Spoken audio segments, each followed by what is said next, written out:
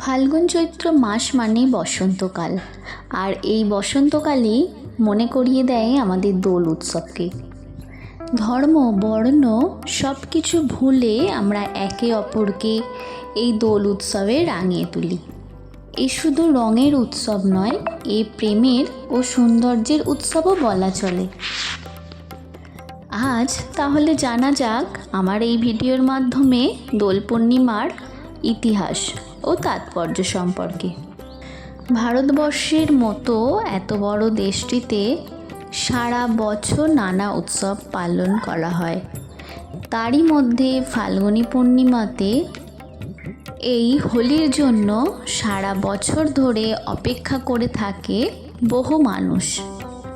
বৈষ্ণব বিশ্বাস অনুযায়ী দোল পূর্ণিমার দিন শ্রীকৃষ্ণ রং ও আবির নিয়ে রাধা সহ বাকি গোপিনীদের সঙ্গে দোল খেলায় মেতে উঠতেন। দোল খেলা শুরু সেই তখন থেকেই। আবার এই দোল পূর্ণিমার দিনটিকে গৌর পূর্ণিমাও বলা হয়, কারণ এই দিন চৈতন্য মহাপ্রভুর জন্ম হয়েছিল। সালটি ছিল 1486 খ্রিস্টাব্দের 18 ফেব্রুয়ারি, শনিবার দোল পূর্ণিমা তিথি। আর তখন থেকেই 1515 খ্রিস্টাব্দে এই দেশে নাকি দোল পূর্ণিমার সূচনা হয়েছিল। তিনি গৃহত্যাগ করে বৃন্দাবনে যাবার পর সেখানকার রং খেলা দেখে আবির্ভূত হয়ে তারপরই বাংলায় দোল উৎসবের সূচনা করে। হোলির উৎপত্তির পিছনে আরও এক পৌরাণিক কাহিনী। পৌরাণিক যুগে একজন রাজা ছিলেন, তার নাম ছিল হিরণ্যকশিপুর। তারই ভাইকে হত্যা করেছিলেন ভগবান বিষ্ণু। এর প্রতিশোধ নিতে হিরণ্যকশিপুর কঠোর তপস্যা শুরু করেছিলেন। বহু বছর ধরে কঠোর তপস্যা করার পর হিরণ্যকশিপুর বর পেয়েছিলেন, কিন্তু এরপর থেকেই তিনি হয়ে উঠলেন অত্যাচারী, ভয়ঙ্কর। তারপর থেকে তিনি নিজেকে ভগবান বলে মনে করতেন। অন্যদিকে হিরণ্যকশিপুরের এক পুত্র ছিল, নাম ছিল তার প্রহ্লাদ। আর এই প্রহ্লাদ ছিল ভগবান বিষ্ণুর ভক্ত। প্রহ্লাদ তার পিতার কথা না শুনেই ভগবান বিষ্ণুর তপস্যা করত। আবার এই দিকে হিরণ্যকশিপুর বিষ্ণুকে সহ্য করতে পারতেন না। তিনি তার পুত্রকে বিষ্ণুকে পূজা করা, বিষ্ণুর উপাসনা থেকে বিরত থাকতে বলতেন, কিন্তু তা বিফলে যায়। প্রহ্লাদ এদিকে ভগবান বিষ্ণুর পূজা করা ছাড়ল না। এরপরে হিরণ্যকশিপুর একদিন এক ভয়ঙ্কর সিদ্ধান্ত নিলেন। তিনি তার নিজের পুত্রকে মেরে ফেলার সিদ্ধান্ত নিলেন। এই উদ্দেশ্যে তিনি তার বোন হোলিকাকে নিযুক্ত করলেন। হোলিকা এবং প্রহ্লাদ একটি চিতার উপরে বসে থাকতে এবং সেই চিতার উপরে আগুন জ্বালিয়ে দেওয়া হবে। এর ফলে প্রহ্লাদ আগুনে পুড়ে মারা যাবে।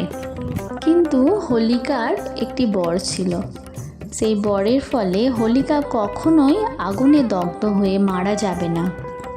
হোলিকা প্রহ্লাদকে কোলে নিয়ে চিতায় উপর বসলো এবং সেখানে আগুন জ্বালিয়ে দেওয়া হলো। কিন্তু প্রহ্লাদ তখন চোখ বন্ধ করে ভগবান বিষ্ণুর নাম জপ করতে থাকলো। প্রহ্লাদকে আগুন স্পর্শ করতে পারল না। অন্যদিকে হোলিকা আগুনে পুড়ে ছাই হয়ে গেল। যদিও তার বর ছিল, তিনি আগুনে কখনো দগ্ধ হতে পারবেন না। যেহেতু তার শক্তিকে তিনি অশুভ কাজে ব্যবহার করেছেন, তাই সেই শক্তি তার আর কাজে লাগলো না এবং হোলিকা সেই দিন আগুনে পুড়ে মারা গেল। এই কারণে হোলির আগের দিনে অশুভ শক্তিকে দহন করার জন্য হোলিকা দহন হয়ে থাকে। আর এই হোলিকা দহন উৎসবটি আমাদের পশ্চিমবঙ্গে ন্যাড়াপোড়া নামে বিখ্যাত। এটি দোলের দিন আগের দিন রাতে পালন করা হয়। এরপর বিষ্ণুর এক নরসিংহ অবতার হিরণ্যকশিপুরের মৃত্যু হয়। আর সেই থেকে হোলিকার অগ্নিদগ্ধ হওয়ার কাহিনী হোলি উৎসবের সঙ্গে যুক্ত। এই কাহিনী অশুভ শক্তির পরাজয় ও তারই সঙ্গে শুভ শক্তির সূচনার বার্তা বহন করে নিয়ে আসে। স্কন্দ পুরাণে ও হোলিকা উপাখ্যানে তা বর্ণনা করা রয়েছে। আবারও এই দোল পূর্ণিমার দিনে ভগবান শ্রীকৃষ্ণকে স্মরণ করার কথাও মনে করা হয়। আর এক্ষেত্রে হোলিকাকে বলা হয় পুতনা রাক্ষসী। ছোট্ট শিশু বিষ্ণু শুধুমাত্র পুতনার দুগ্ধই পান করেনি, তার সঙ্গে তার রক্ত পান করেছিল। এর ফলে পুতনা মারা যান। বিষ দুগ্ধ পান করার ফলে ভগবান শ্রীকৃষ্ণের শরীর নীল বর্ণ ধারণ করে। ব্রহ্মা বৈবর্ত পুরাণে রয়েছে শ্রীকৃষ্ণের ভজন করার জন্যই রাধার জন্ম হয়। হিন্দু পুরাণ অনুযায়ী কৃষ্ণ তার শ্যাম রঙের বর্ণের জন্য হতাশ হয়ে পড়ে। তিনি তখন তার মাকে বলেন তিনি যেন তার রাধার মুখমণ্ডল রং দিয়ে রঙিন করে তোলে। এছাড়াও এই দোল পূর্ণিমা বা হোলি নিয়ে আরেকটা পুরাণ মতে আরেকটা কাহিনীও আছে। সতীর মৃত্যুর পর মহাদেবের সাথে পার্বতীর বিয়ের আগে দেবী পার্বতী শিবকে যোগ ধ্যান থেকে বাস্তবে ফিরিয়ে আনার জন্য বসন্ত পঞ্চমীর দিন প্রেমের দেবতা কামদেবের সাহায্য প্রার্থনা করেছিলেন। দেবী পার্বতীকে সাহায্য করার জন্য কামদেব মহাদেবের দিকে প্রেমের তীর ছুঁড়ে দেয়। এতে দেবাদিদেব মহাদেব ভীষণভাবে অসন্তুষ্ট হয় এবং তিনি তার সঙ্গে তার তৃতীয় নয়ন খুলে দেয়। সেই তৃতীয় নয়নের তেজেই কামদেব পুড়ে ভস্মীভূত হয়ে যায়।